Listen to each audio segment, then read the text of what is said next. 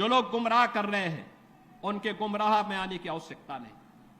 ये लोग कभी नहीं आएंगे। फिर जाति के सौदागर उपयोग करेंगे, बाद में सौदेबाजी करके गायब हो जाएंगे।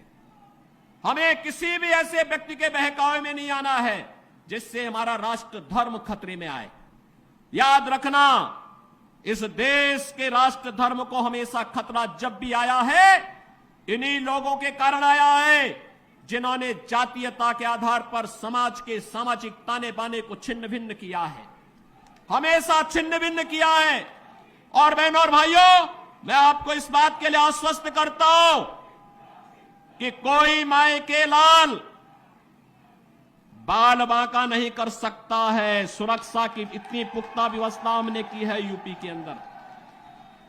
आज आप देखते होंगे बड़े बड़े दुर्दांत माफिया और अपराधी किस कदर उनकी दुर्गति हो रही है।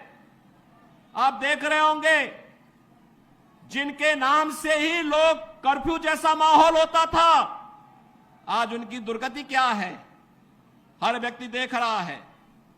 इन माफिया और अपराधियों की स्थिति क्या है, आप रोज सोशल मीडिया के प्लेटफॉर्म को उठा करके देखते होंगे।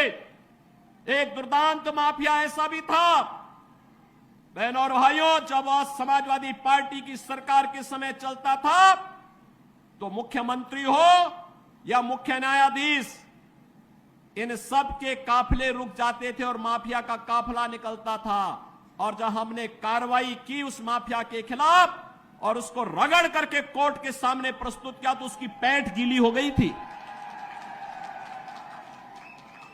उसकी पैंट गीली हो गई थी।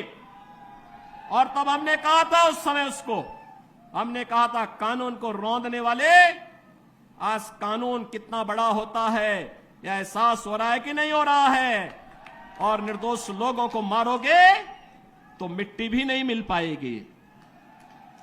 और बहनों और भाइयों, इसीलिए मैं आया हूं आपसे कहने के लिए, देखो, जिनकी गर्मी हम शांत कर चुके हैं उनको गर्म मत होने दीजिए। अब इस क्षेत्र को विकास की मुख्य धारा के साथ जुड़ने दो।